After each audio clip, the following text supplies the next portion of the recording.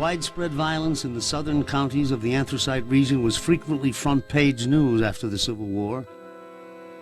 A secret society of Irish immigrants there, called the Molly Maguires, was accused of waging a civil war of intimidation and revenge against coal company officials. Coal and rail operators, politicians, and pro-railroad newspapers blamed the terrorism on labor unions to incite an anti-labor sentiment in a public already in fear for its life. Beginning in 1876, this social prosecution became a legal persecution. The investigation and trials of 20 accused members of the Molly Maguires for murders were carried out entirely by allies of the Anthracite Railroad and mining companies. The state supplied only the courtroom and gallows. 5 minutes, Campbell.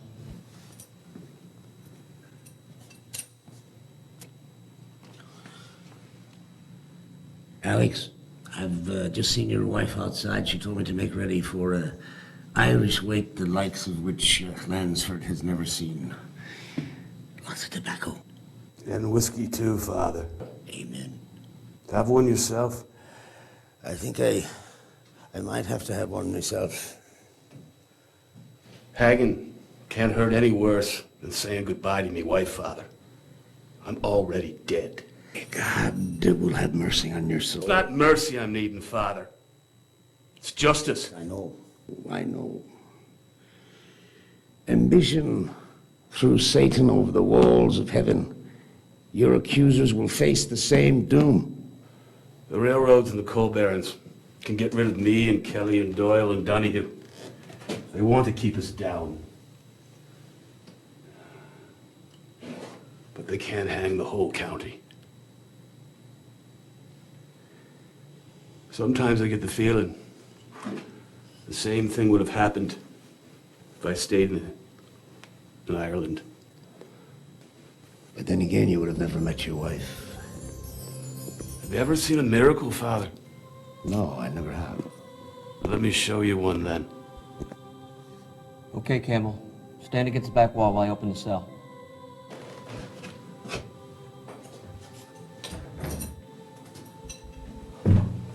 Father, have you seen Kelly and Doyle already? Yes, Sheriff. What are you doing, Campbell? I was not party to the murders I've been convicted of.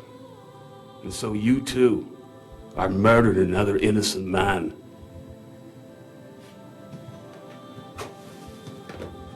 And as a sign of my innocence, this mark will remain in this cell forever. Legend has it, despite plasterings and repaintings, Alexander Campbell's handprint remains. Whether or not the Irish immigrants were guilty or innocent of murder, their executions were a warning to America that big business had become so powerful it could supersede the Constitution. The country's next warning would come 21 years later in a place called Latimer.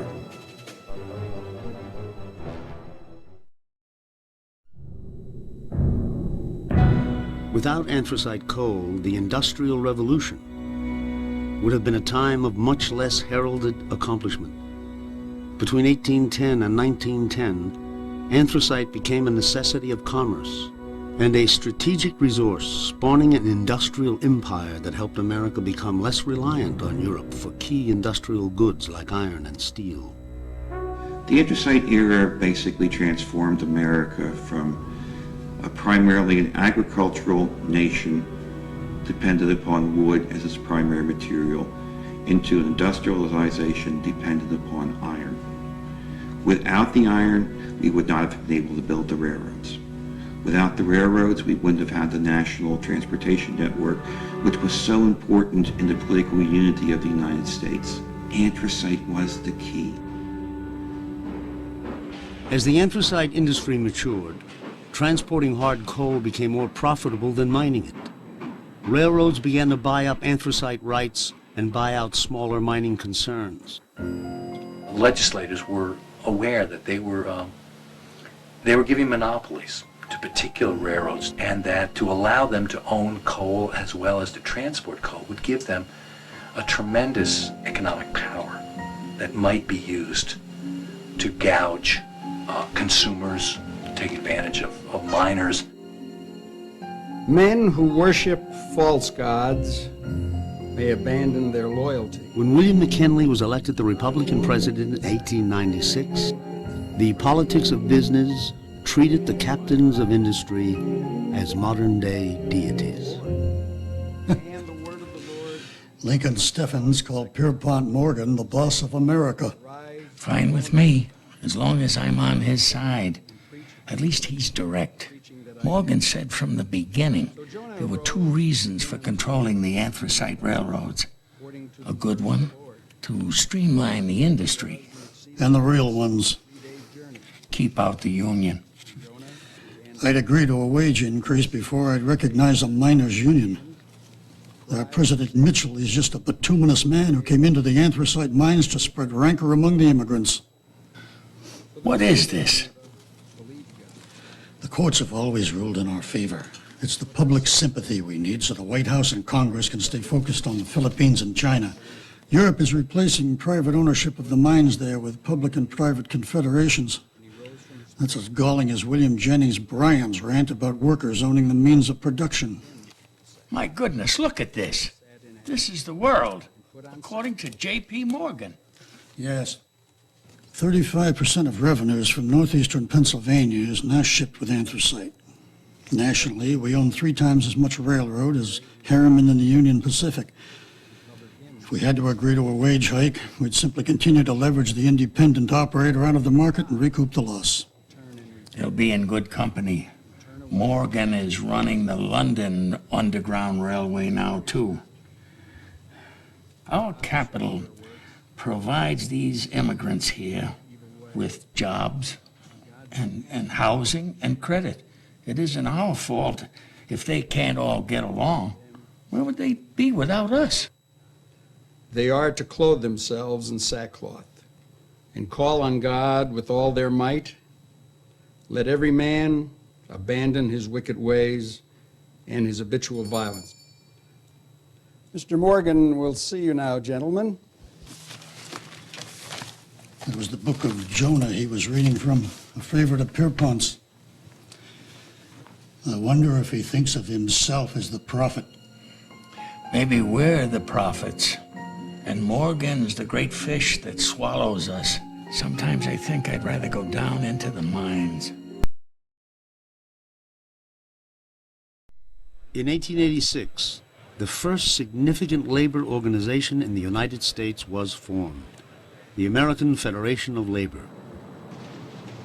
Anthracite miners also wanted a guaranteed set of work rights, but did not fare as well in their attempts to organize. You think you go back? My papa wanted me to stay here. His farm in Calabria. Never thought I'd miss.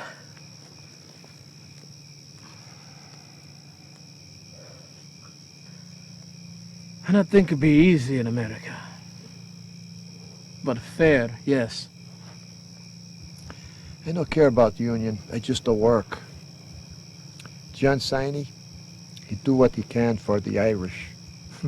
They still suffer. You lose credit at store if company hear you talk about union, or worse. They all treat us like slag we take out of chambers for them. But we should have a right to join union. We're anthracite workers too. Why should Irish be only ones who work an 8-hour day? Well, then we form our own union. You want to join Irish 8-hour union? You want to be Molly McGuire, eh? You want to hang?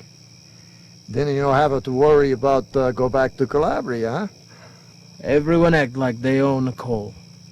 I spit as much black as anyone. No one fight the coal barons for Irish, or us, or Slavs. Not fair. Union, we're men strong together. Say no like one. I sick of it all. Medicine I need is food. My kids are no working at the mines.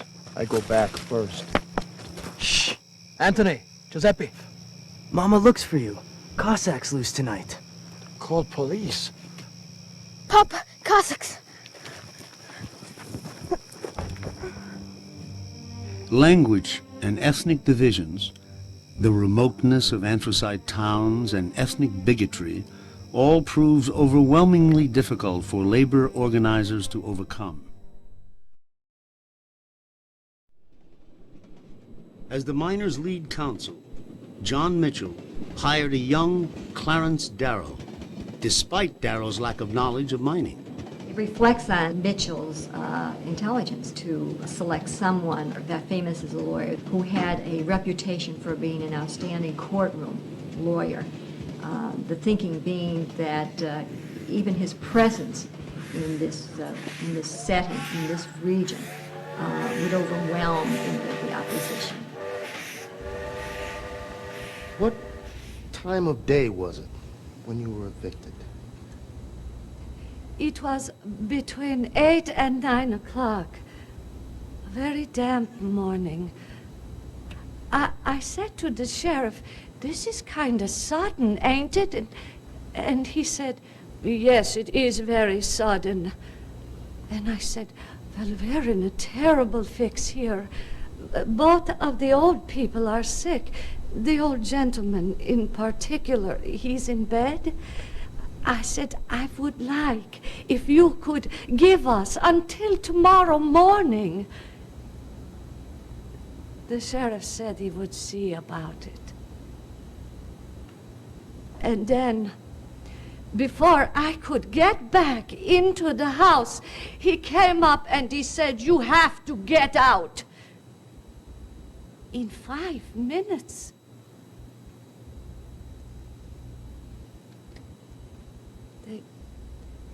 They piled all of our things out on the street.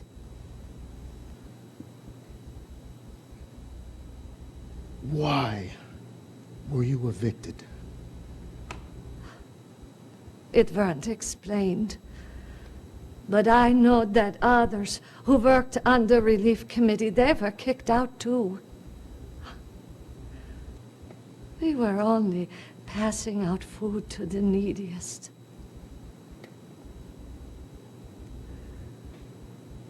Now we are one of them.